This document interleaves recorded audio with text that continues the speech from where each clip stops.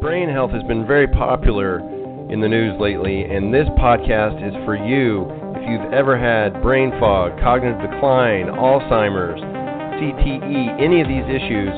This is the podcast where we're going to jump into the latest research from Dr. Dale Bredesen, Dr. Daniel Amen, Dave-Aprey of the Bulletproof Diet, so many other people, all the minds that are really out there paving the way, blazing a path for new research, new strategies that are actually working to get your brain optimized and working at its highest level.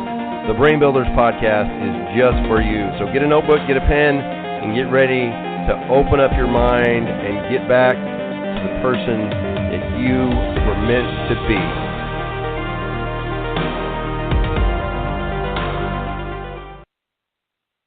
Hello, and welcome to the Brain Builders Podcast. I'm your host, Dr. John DeWitt, and today we're going to get back into Dave Asprey's book, Headstrong, the Bulletproof Plan to Activate Untapped Brain Energy to Work Smarter and Think Faster in just 2 weeks. So now we're going to talk about environmental mold here in just a second, but first, as you know, your neurons are dependent on your mitochondria for energy, so when you have dysfunctional mitochondria, you have dysfunctional neurons. It's a vicious cycle that you can end by avoiding toxins and helping your body to detox from the ones that are already hurting your brain. So earlier in the podcast, we learned that mitochondria are microscopic bacteria that power our cells and influence how we respond to our environment. And as we saw earlier, bacteria have been locked in a mortal struggle with mold since the dawn of time, each producing toxins to inhibit the other. So is it any wonder that mold and the toxins it produces could hinder the function of your mitochondria?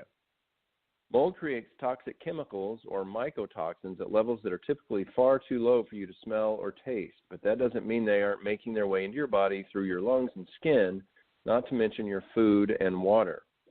Even scarier, some species of mold make different toxins that act synergistically, meaning each type of toxin amplifies the effects of the other. According to a major research paper about mold and mitochondria, there are no safe levels of mycotoxins.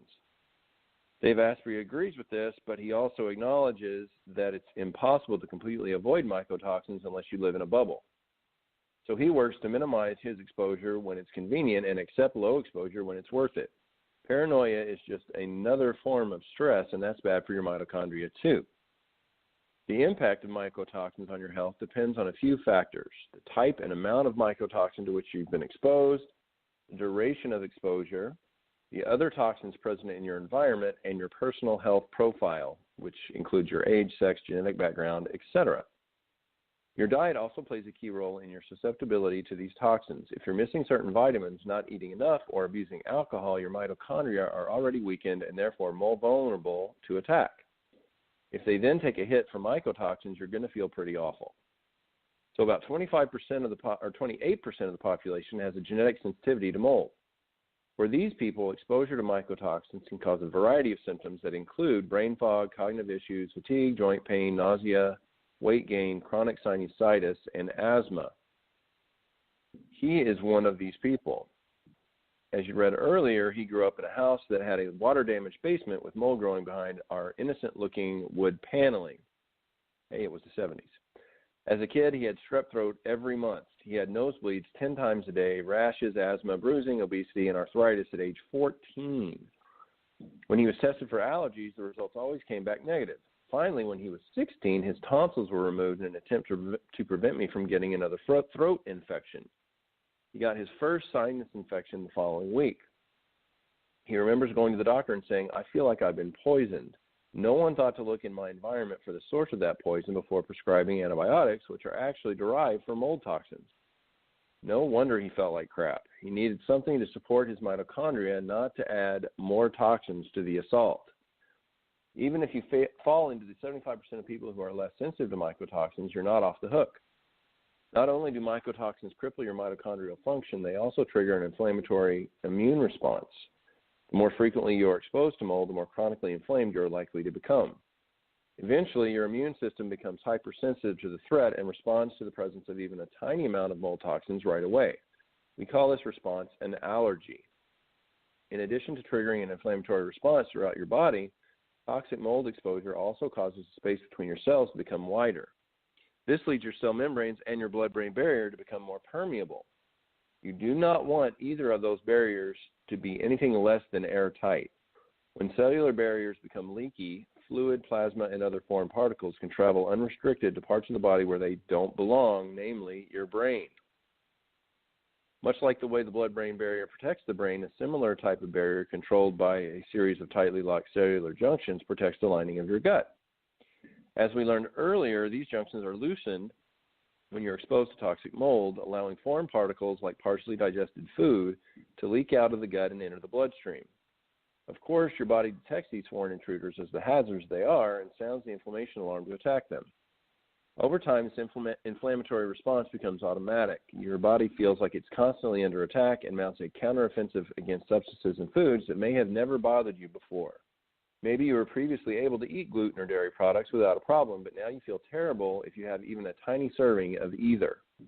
That's because the permeability of the gut lining allowed particles of these foods to leak out, and after your body constantly launched an attack against these foods, you developed an allergy to them. The 25% of people like Dave who are extra sensitive to mold toxins are the canaries in the coal mine for everyone else.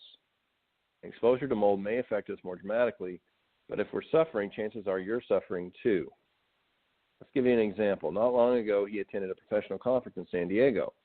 One night, they were scheduled to go on a dinner cruise around the city. From the moment I stepped onto the boat, he noticed that it smelled like a mop, a dead giveaway that there was mold in the air. He considered heading back to the dock, but he really wanted to spend time with the other conference attendees, so he decided to take the mitochondrial hit. Remember, once you know about the effect of toxins on your brain, exposure is largely within your control. In this case, he thought the upside would be worth the risk. The next day at the conference, he struggled over and over again to come up with the right words as he was giving his keynote presentation. This problem used to plague him daily, and it made him feel stupid, but after years of hacking his mitochondria and upgrading his brain, it never happened to him anymore. He can rely on his brain to perform at a consistently high level. So his sudden inability to recall words was noticeable and embarrassing to him.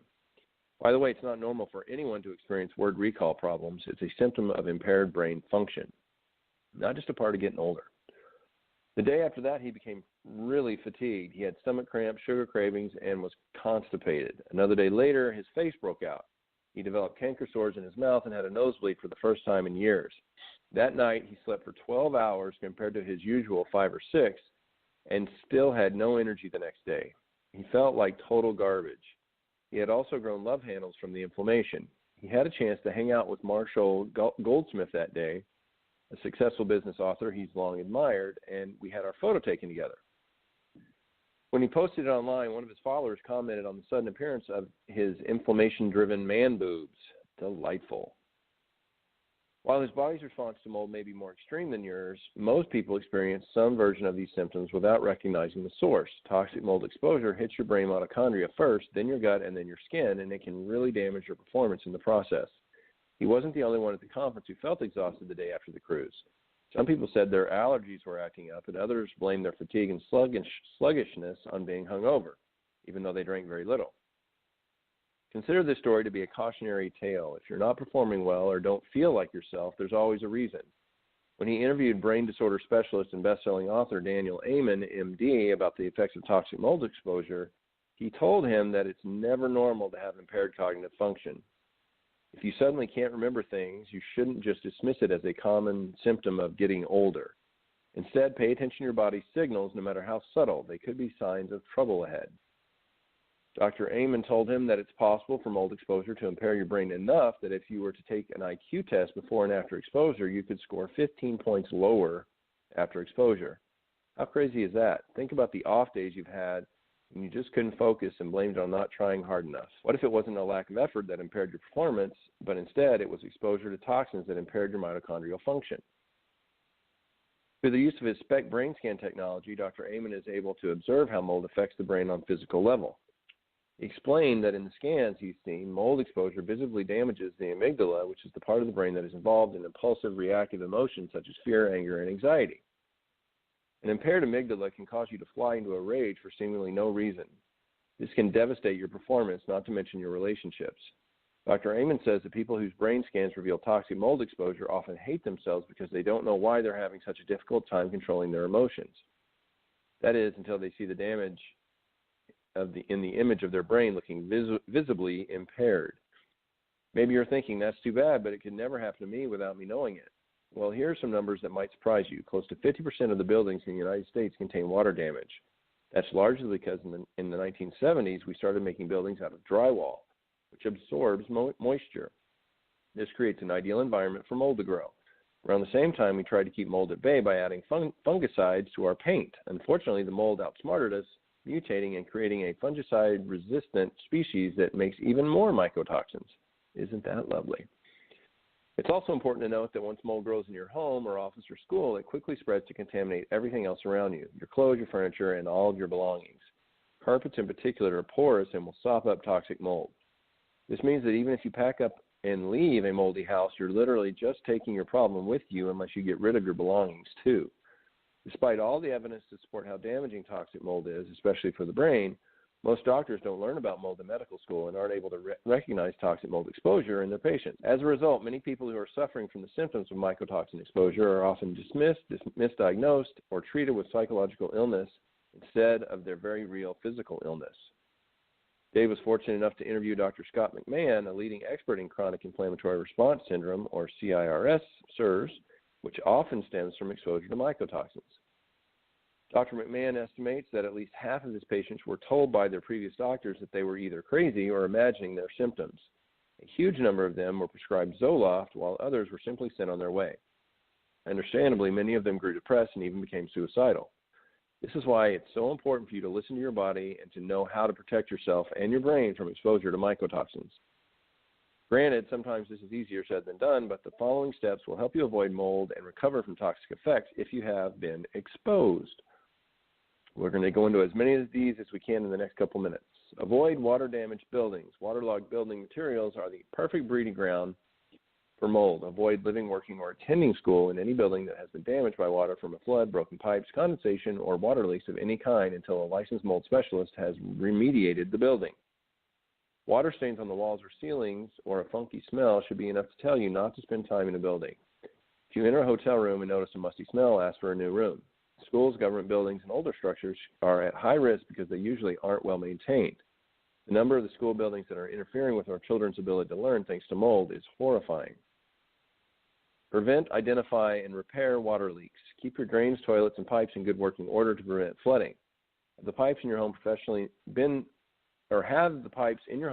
inspected for leaks. Leaks are often hidden behind walls or cabinets, so you can't tell they're there just by looking. Inspectors can use an infrared camera to find hidden leaks. If you find water leaks, repair them immediately and dry the area quickly. When he had a recent leak in his home office, he dried the area right away and misted it with Homebiotic, a form of probiotic bacteria that compete with toxic mold. Creating balance as a preventive measure is a better strategy than waiting for damage to occur and then treating it with chemicals. Check baseboard, ceilings, and walls for soft spots, stains, or other signs of water damage. Also be sure to keep your roof well maintained. It will not only keep you dry, but it will also prevent you from having to deal with a very expensive mold remediation later.